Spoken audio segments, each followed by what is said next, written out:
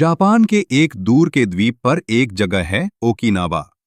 ये जगह दुनिया में सबसे ज्यादा लॉन्ग लाइविंग लोग पैदा करती है। यहाँ 90, 100, यहाँ तक कि 110 साल की उम्र के लोग भी फिट, खुश और एक्टिव रहते हैं। एक दिन दुनिया भर के रिसर्चर्स ने सोचा, आखिर ऐसा क्या है कि यहाँ के लोग इतने लंबे समय तक जीते हैं और फिर भी खुश रहते हैं। जवाब था इकिगाई, एक बुजुर्ग की कहानी जिनका चेहरा हमेशा मुस्कुराता था। ओकिनावा में 102 साल के बुजुर्ग थे, नाम मान लीजिए मात्सुओ-सान। उनसे पूछा गया, आप इतने सालों से बिना तनाव, बिना बीमारी कैसे जी रहे हैं? उन्होंने मुस्कुराकर कहा, क्योंकि मेरे पास हर सुबह उठने का एक कारण है, मेरा इकिगाई। उन्होंने बताया कि वे 102 साल की उम्र में भी छोटी लकड़ी की खिलौने बनाते थे। क्यों? क्योंकि वे खिलौने बच्चों को खुशी देते थे और वो खुशी ही उनका इकिगाई था। इकिगाई के 4 स्तंभ। कहानी। एक पेड़ की तरह। इकिगाई को एक पेड़ की तरह समझो, जिसकी 4 जड़ें हैं। 1. आप क्या पसंद करते हो? What you love. 2. आप किस चीज में अच्छे हो? What you are good at. 3. दुनिया को क्या चाहिए? What the world needs. 4. किससे आपको पैसा मिलता है? What you can be paid for. जब ये चारों मिल जाते हैं, आपका इकिगाई पैदा होता है। एक युवा की कहानी, जिसे अपनी राह नहीं पता थी। टोक्यो का एक लड़का था, हिटोशी।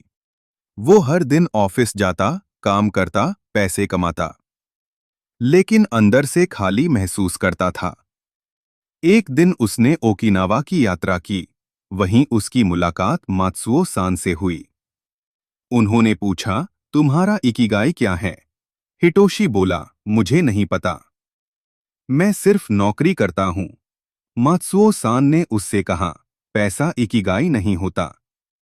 इकिगाई वो है जो आपको हर दिन जिंदा महसूस कराता है।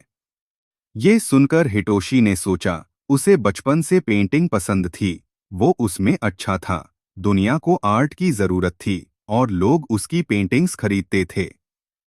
यहीं से हिटोशी को उसका इकिगाई मिला। उसने जॉब छोड़कर एक आर्ट स्टूडियो खोला और उसकी जिंदगी बदल गई। किताब के लेसन्स कहानी के रूप में समझो। 1. बिजी मत बनो, पर्पसफुल बनो।